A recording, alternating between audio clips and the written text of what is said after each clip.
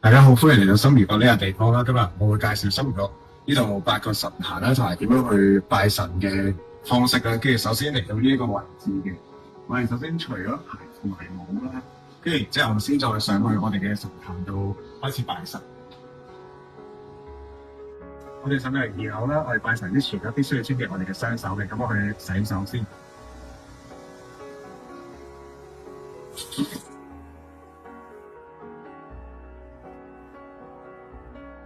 咁我哋洗完手之後咧，就可以開始拜神。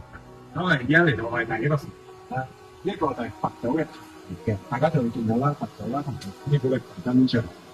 咁就主要求嘅係平安啦同埋健康嘅。嗱，咁喺裝香上面啦，我哋係攞1支蠟燭同埋3支香嘅。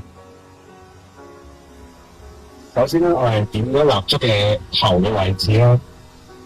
嗱，見佢着咗之後咧，我哋再點尾嘅位置，見到佢溶咗少少啦。然之後就可以點落去呢一個位置嘅。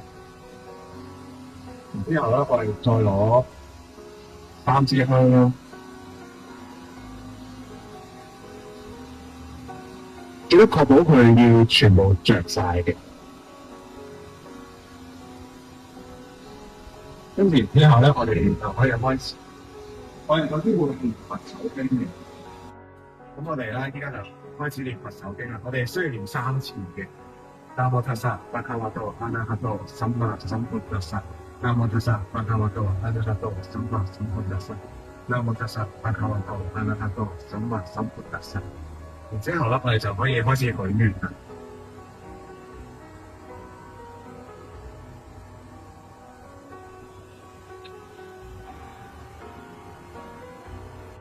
咁我哋拜完喺個神壇之後咧，就可以嚟到依家呢一個位置嘅。呢個位置咧就係我哋嘅第2個神壇嚟嘅，係主要係拜阿達多師傅啦。如果你人生有啲迷惘啦，或者唔知點做咧，你都可以同阿達多師傅啦，佢啲人嚟嘅。然之後咧，呢度都係1支蠟燭3支香嘅。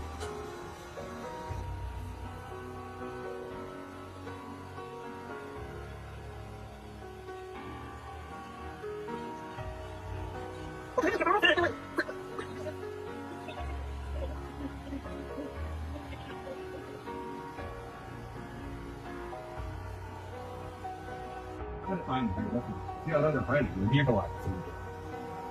呢一個位置咧就係我哋第3個神壇嘅，亦都係我哋嘅主神壇嘅。大家都見到最大尊啦，就係我哋嘅大金尊神，然之後係4面神像神，咁多位天神嘅。佢哋主要嘅功效咧就係求財啦、工作啦、事業順利等等嘅。如果呢個壇咧裝香嘅話咧，就1支蠟燭9支香嘅。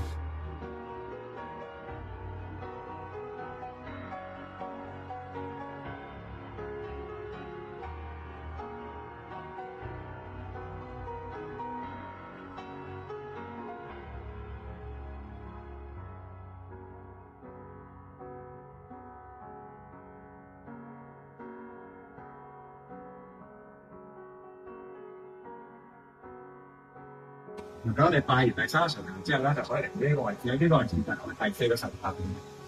而呢個神壇咧就係求愛神嘅神壇嚟嘅。佢顧名思義係求感情㗎啦。除咗愛情之外啦，我哋可以求朋友之間嘅感情、屋企人之間嘅感情、上下屬之間嘅感情都可以嘅。而呢一個壇咧就係1支蠟燭9支香嘅。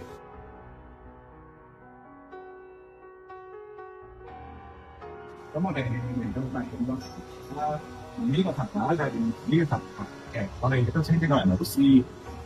所有師傅啊、和尚學習法術之前咧，亦都要向佢學習嘅。如果我哋人生路上有啲咩迷惘或者唔明啦，亦都可以揾老師去指點嘅。呢一個壇咧就係1支蠟燭3支香嘅。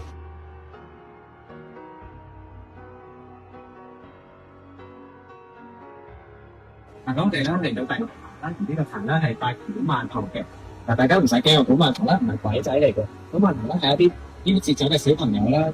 然之後咧，和尚咧見到佢哋好可憐喎，攞個把頭胎啦，然之後就問佢哋願唔願意幫助他人啦，得到功德之後咧，就係投胎嘅。咁我哋呢一個壇咧就係1支蠟燭3支香嘅。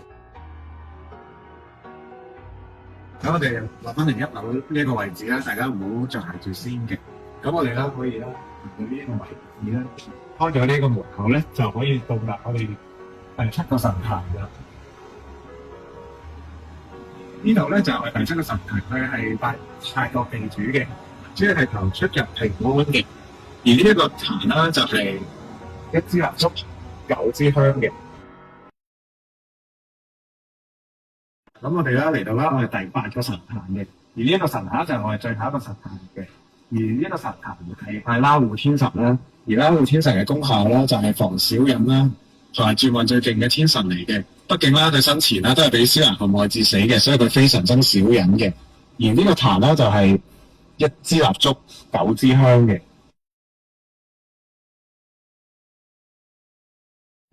我哋裝香個片段已經完咗，好多謝大家咁用心睇到最後。我哋都歡迎大家多啲過嚟拜神裝香。